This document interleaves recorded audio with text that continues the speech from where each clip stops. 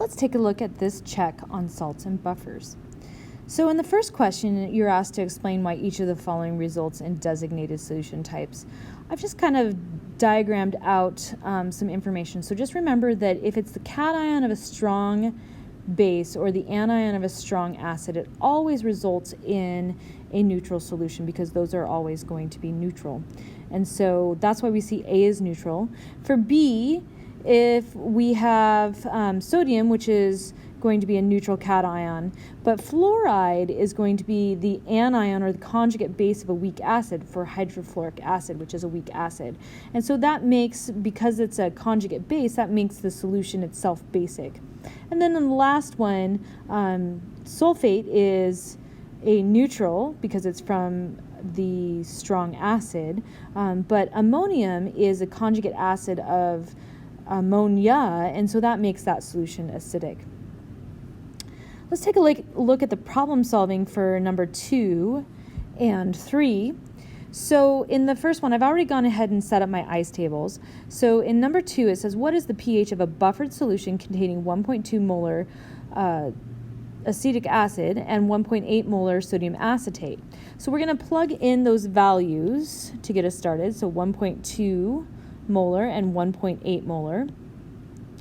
So plug in those values. So we have 1.2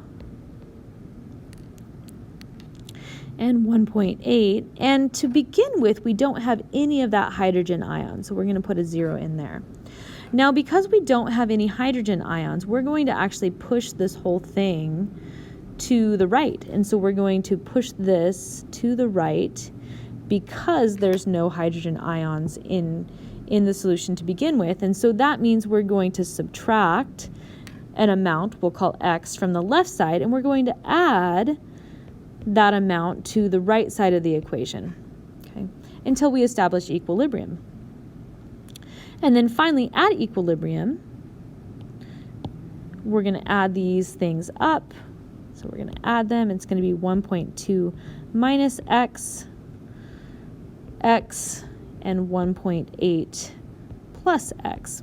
Now with the 5% rule, remember, I said with the 5% rule, which is going to apply to this one, and it's going to apply because our Ka value is very small. So our Ka value is going to be 1.8 times 10 to the negative 5th. And that's going to be 10 to the negative 2nd or less than the original concentrations. And so the 5% rule applies here, and because it does, we are going to ignore the X's. The amount that we're going to have for our change is going to be so small, it's not going to impact that. And so because of that, I can go ahead and just use our values here in the Henderson-Hasselbalch equation, which is how I'm going to solve this.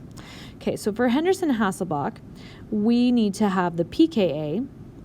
So if the Ka is 1.8 times 10 to the negative 5th, pKa is equal to the negative log of the Ka value. So that's going to be the negative log of 1.8 times 10 to the negative 5th. And so we want to plug that into the calculator. So we're going to take the negative log of 1.8, I'm going to hit my second EE button, to the negative 5th.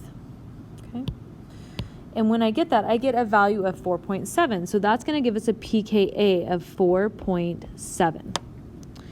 Now I can plug that into my Henderson-Hasselbalch equation. So pH is equal to pKa minus the log of the anion. In this case, it's going to be the concentration of C2H3O2 minus divided by the concentration of the weak acid, which is HC2H3O2.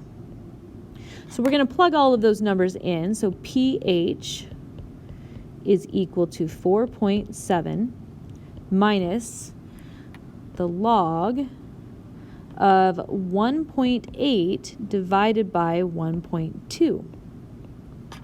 Okay, so let's find out what the log of that is. Oh, excuse me, plus, not minus, plus. There we go.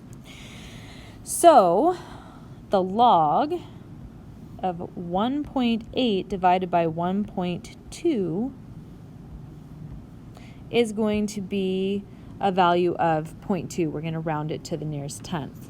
So that means pH is equal to 4.7 plus 0.2.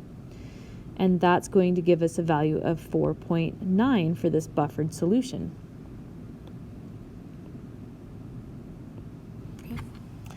So in number 3, it says, what is the change in pH for the buffered solution above 1.6 moles of nitric acid, which is a strong acid, is added to the solution?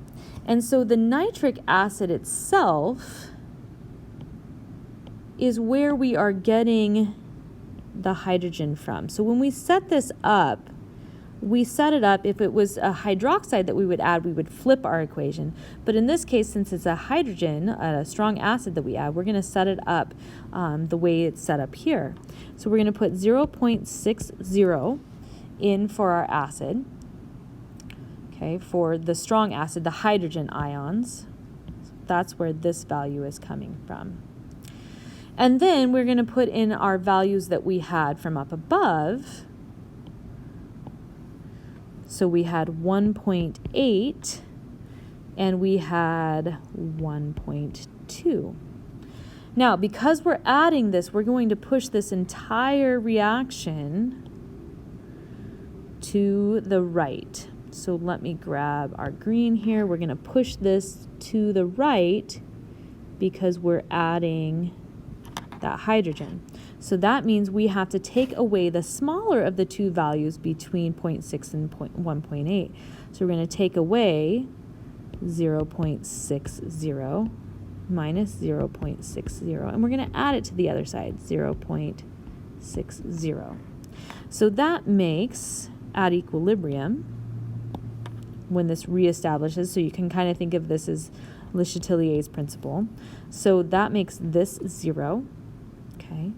That makes this 1.2, and 1.2 plus 0.6 is going to give us 1.8.